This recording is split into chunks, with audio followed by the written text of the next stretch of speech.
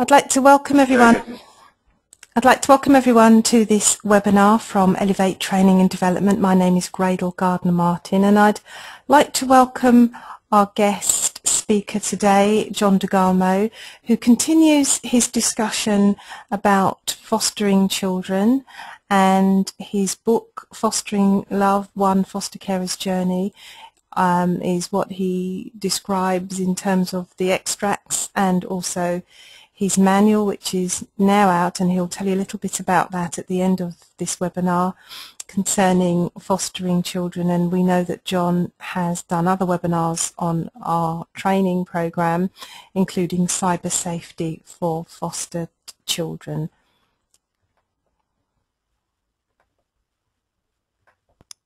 Brilliant. Now I can see your PowerPoint presentation. That's great.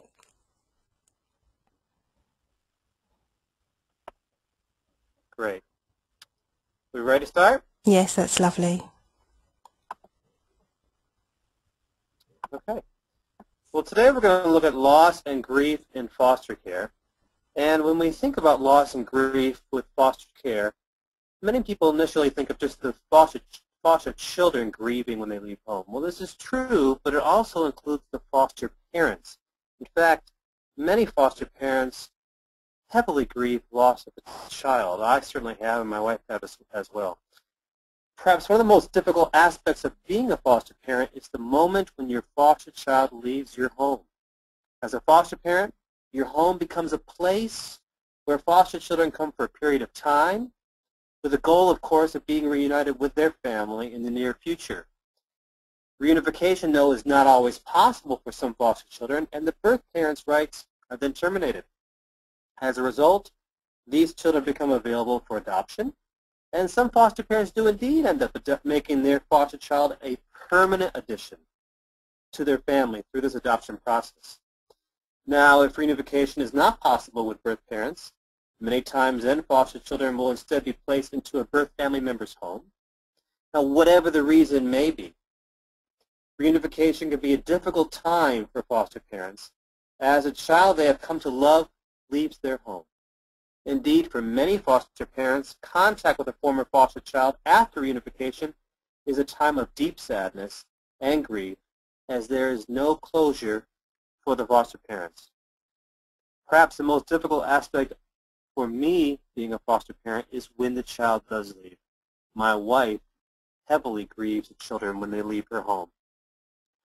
Perhaps it's a mothering instinct from my wife, but she comes to love those children as deeply as our own children, and when the time comes, many times it's a surprise, sometimes it's expected, she will grieve those children's loss, as do I. So again, it's a difficult time. Each foster child is different, and each placement into a home creates different sets of emotions. As a foster parent, there may be those children you do not have a strong attachment to, perhaps due to emotional or behavioral issues. Nevertheless, an attachment with these children is still made. Some foster children will be so difficult that you may even ask for them to be removed. Still, other foster children will steal your heart and will become a dear and cherished member of your family, an important member of your family, a vital member of your family. And when they leave, you are left heartbroken.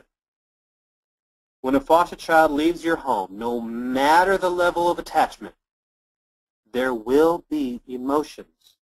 There will be emotions when it is time to say goodbye for both you and the child. Rest assured, many foster parents do feel grief during the removal of their foster child, as a child has come to be an important and loved member of their family. After all, the removal of a foster child from a foster home is akin to a loss. It's similar to a loss. And any loss can result in grieving. Again, I go back to my family. We had a foster child who was with us for a year and a half. Suddenly, she was taken from our home and placed into another home, and it was devastating to our own family. Devastating. We had come to love her as our own, We thought that she might be a permanent member of the family, and her loss in our home left a very strong void. Whenever a loved one leaves home, emotions of grief and sadness, these are normal. These are normal. Other times, though, a foster parent may be angry with the removal of the child, as a foster parent may feel that this new placement is not in the best interest of the child. Now, this is where my wife and I differ. My wife grieves their loss. I usually become angry because there have been those times where I have felt that the new placement of this former foster child is not a safe one, is not a stable one, is not a healthy one, not a loving one, and I have become angry. Pointing this out, pointing these emotions of grief, of anger, of denial, whatever they may be, whatever emotions you are feeling, pointing these out to the child will only upset him further. So it is necessary for you, as a foster parent, to remember that you are not in charge of the situation. As difficult as it may be, the removal of a foster child from your home is often a decision, as you know, that is made in the courts. Now, grief can be expressed in a variety of ways, as we've touched on earlier, depending upon the individual, as it is a personal thing. Some will shed tears and cry. Others might hold it inside. Some will busy themselves in a task, while others will seem detached and far away. The departure of your foster child from your home can be one that is devastating to you and your family. A brief look at the stages of grief based upon the well-known, Kubler-Ross's well-known stages of grief established back in 1969 is important. It is important so we can fully understand the feelings that may come with the removal of a child from our home and from our family. These same feelings may be felt by your own foster child when he is removed from his home, from your home, and then placed into another's. Shock. The removal of a foster child may bring feelings of shock to the foster family. After family members formed an emotional attachment, the sudden removal may cause deep shock and uncertainty, leaving the foster family confused. I go back to the child who was with us for a year and a half and was a vital member of our family. It was 2 days before Christmas one year when we received a phone call stating that she needed to be removed from our home that day. She was moving to an aunt and uncle in another state, an adjoining state in the United States, a family that she'd only met one time before. Our family was devastated. This was our second Christmas with her. We were anxious, we were excited, we were eager to share it with her, and her sudden departure, we had 1 hour notice, her sudden departure left us shooken up, left us confused. It was a very difficult Christmas that year because of it. Denial. With a sudden departure, some foster parents may deny that they ever formed a relationship with their former foster child or feel any feelings towards the removal. Even though they deny these feelings, they will still grieve, believing that they were unable to provide the help that that child needed. Anger. A foster child's removal from a foster parent's home may bring feelings of anger and severe disappointment with the caseworker, as well as with a child welfare agency.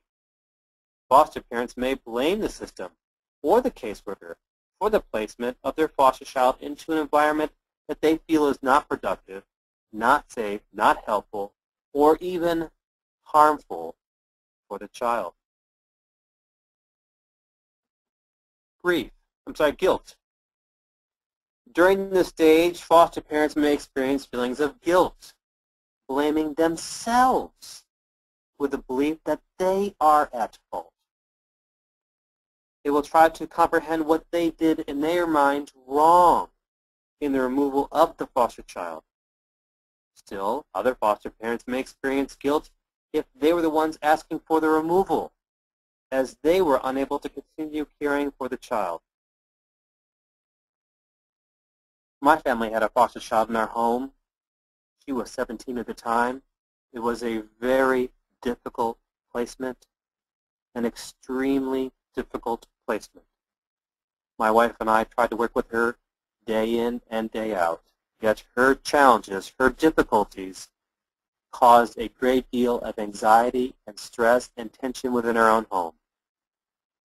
After many, many months, we gave her a choice, and she chose, through her actions, to leave our home. And she was placed into a shelter.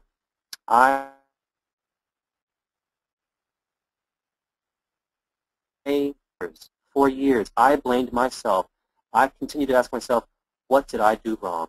What could I have done differently? So these feelings are normal. Bargaining. Some foster parents will try to substitute the grief they have with helping others in need in an attempt to justify the loss of their foster child. So they will substitute the grief to helping others. Some foster parents may try to substitute the loss with the placement of another foster child in their home, hoping that this new placement will help them forget about the child that had just left. Keep this in mind. This will not work. This will not work. You cannot substitute your grief with helping other people. You cannot substitute one child with another child. Depression. There are different components in depression, usually brought on by grief. Some foster parents will become irritated, will become frustrated, will become angry. Others will experience a constant state of feeling tired, of fatigue, of no energy, of lackluster effort. Still, others will feel as if they can no longer continue with their day-to-day lives and have a difficult time with their normal tasks associated with the family, with friends, with work, and even their marriage. This will cause a great deal of anxiety in all areas of life. If you are suffering through depression, you cannot correct this by yourself. You need to find professional help. Again, these feelings are normal. Depression is a normal stage. Professional help is necessary. Acceptance.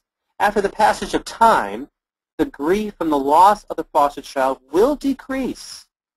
It will decrease, allowing the foster parent to accept the removal of the child and to move on. The emotional well-being of the foster parent will improve, and a sense of understanding of the child's removal becomes clear. Earlier, I talked about the young teenager, 17-year-old teenager that was removed from our home, and the guilt that I felt.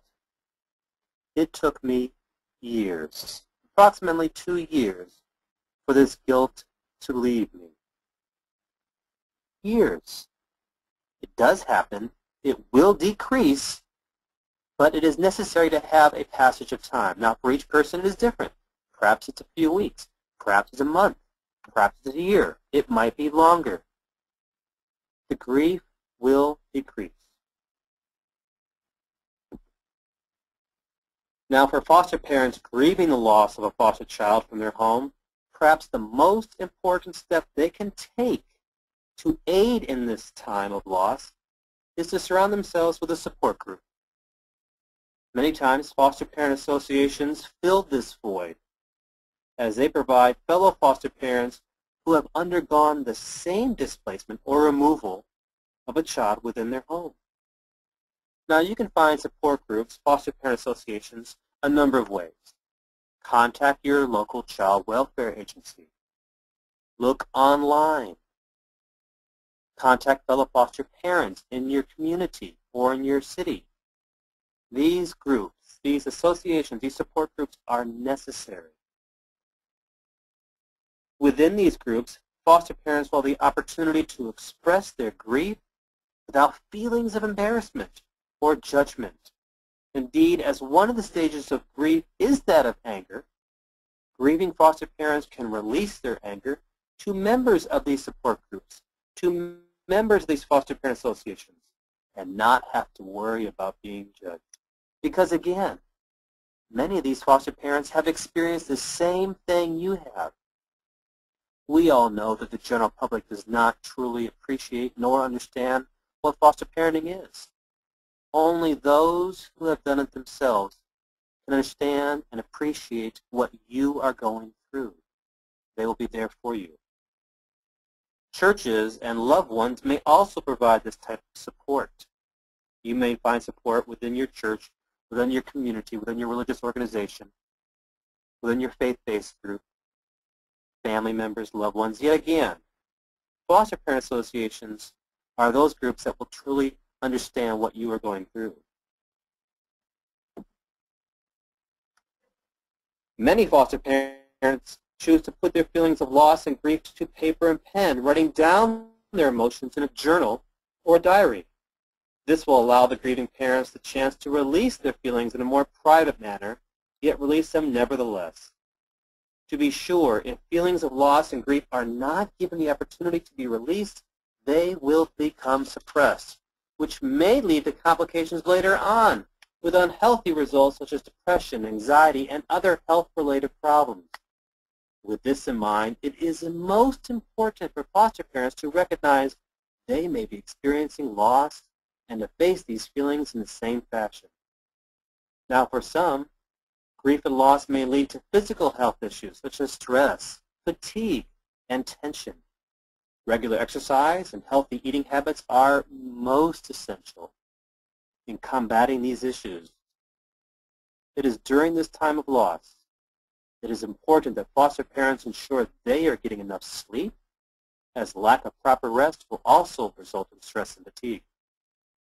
Specific calendar dates may also trigger overwhelming feelings of grief and loss. Birthdays, holidays, certain milestones for the foster child and family may revive memories and feelings. Foster parents suffering from loss need to be aware of this beforehand and prepare themselves for these feelings. Now, if you do have contact with your former foster child, consider contacting the child. After all, it is likely that this child will be missing his former foster family, your family, as well. To help him, as well as yourself, in this time of transition, it is important to reach out and contact him if you have the opportunity. Call him on the phone. Allow him to tell you about his new home and his new family. Encourage your own children to speak with him as well. Write letters to him. Send pictures of your family and family events to him from time to time. Remember his birthday and other important events in his life, including holidays, school events. Send cards and letters. If you live nearby, let him know when you can come and attend school functions and extracurricular school activities or programs of his. If possible, arrange visits for him to come to your house. Not only will he enjoy it, but his new family may certainly appreciate the break as well.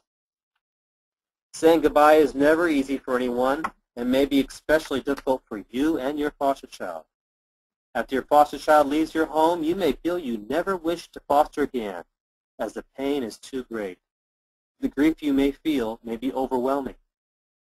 Yet with the right preparation, this time of transition can be a little bit easier for all involved.